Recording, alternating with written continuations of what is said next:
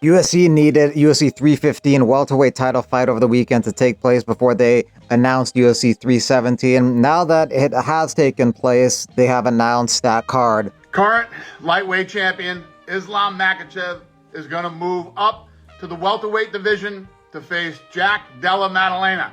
UFC 317 International Fight Week, June 28th. You all know Ilia Topuria, undefeated, 16-0, vacated his featherweight title. And now he's moving up to lightweight, and he will face former lightweight champion and number 2 ranked Charles Oliveira for the vacant lightweight title.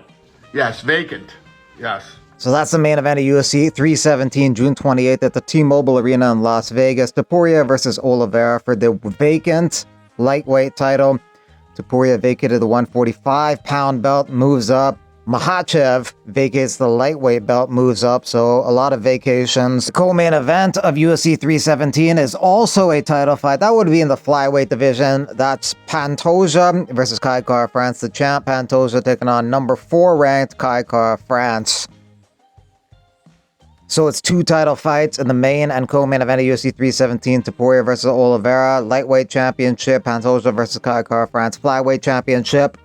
Also on the card is a middleweight contest between Paulo Costa and Roman Kopylov. Costa is number 12. Kopylov is number 14 in the division. Brazil versus Russia. Roman Kopylov is coming off a win over Chris Curtis, and Paulo Costa is coming off a loss via decision to Sean Strickland. Also on the card is Beneil Dariush versus Renato Moicano. That's number 9 and 10 in the lightweight division. They're supposed to match up in January, but Moicano ended up fighting Makhachev in the main event. Also on the card is a heavyweight contest between Jonata Deniz and Justin Tafa. Deniz is coming off a loss to Marcin Tybura, and Tafa is coming off a loss to Talushin Teixeira.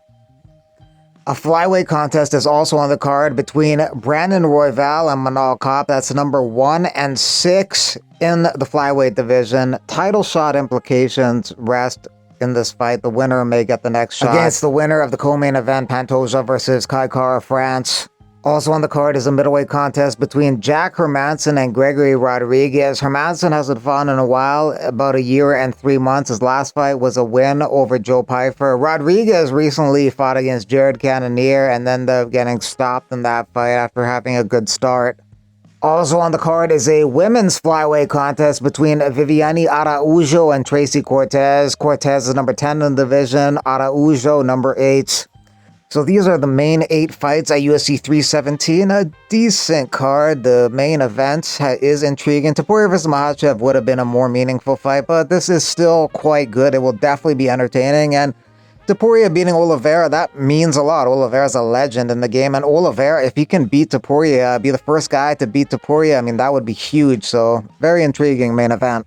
It'll be interesting to see what happens to Makhachev. If he beats Jack Della Maddalena, that's very intriguing new, like a whole bunch of new matches just instantly emerge in the welterweight division at the top. But if Makhachev happens to lose against Jack Della Maddalena, what does he do next? Does he stay at 170 or does he drop back down? So the next chapter of Makhachev's career is going to be extremely intriguing, and it all depends on how his next fight goes.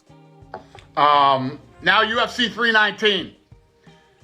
We're returning to the United Center in Chicago, Illinois, August 16th for the first time in 6 years. In the main event, the middleweight champion, Dricus du Plessis, will defend his belt against Khamzat Chimaev.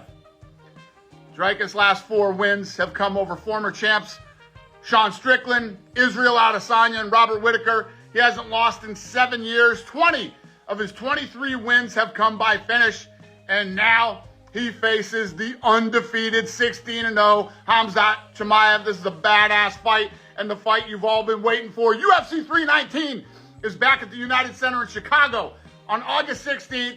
And stay tuned for more information about tickets and other fights that are on the card. We good? Everybody happy now? John Jones versus... The heavyweight fight will happen. Just relax. I'll announce that soon. Wait, what do you got? What do you got? Everybody happy? Anybody mad? Everybody good? Let me see what we got here. Come on, fire away. We good? Yeah, it's good to be back in Chicago. It'll be fun. The main event's badass. Great matchup. Oil up. I'm assuming that means everybody's happy. I'm not sure if oil up is a good thing, bad thing, but let me join. All right. Everybody seems happy. Yes, Power Slap 13's coming too. Jones said this recently. I believe I beat Daniel Cormier at heavyweight worse than I beat him at light heavyweight. Okay. Yeah, Molly, let's have a real talk. Just you and I. You're messy, Molly. Yeah, you and I and the rest of you. You and I, yeah. Okay. So you and me. Let's make this true to everybody. Okay. Udonis will tell you, because he saw it. Udonis likes watching fighting. John Jones, when I was actively fighting, said I would not fight Daniel at heavyweight because it gives him an advantage. That's where he's best at.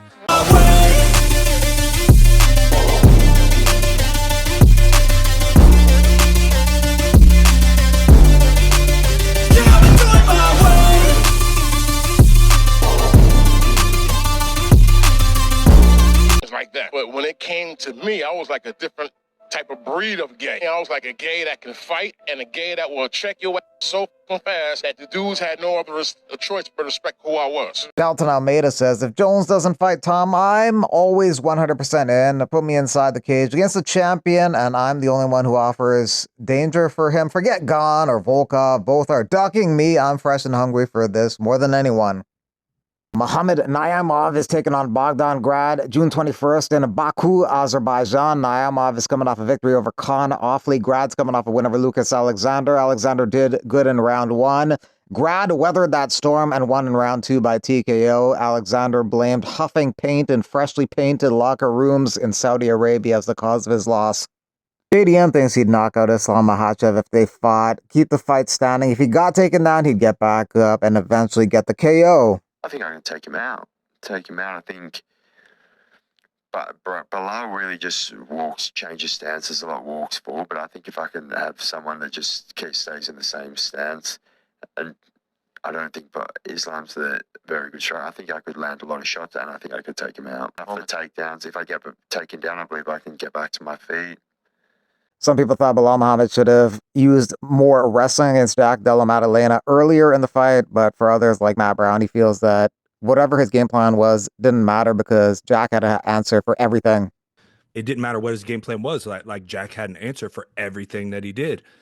Now, yeah, if you're on Belal's camp, you're probably looking back saying, okay, we probably could have game planned differently, but it's hard to imagine that would have changed anything. You know, when you go back to the drawing board for Belal, you got a lot of drawing to do, you know, when you're looking at a Jack Della Maddalena fight. Belal has a lot to learn from on this fight. He's got a lot that I think he can go back and look at and improve on.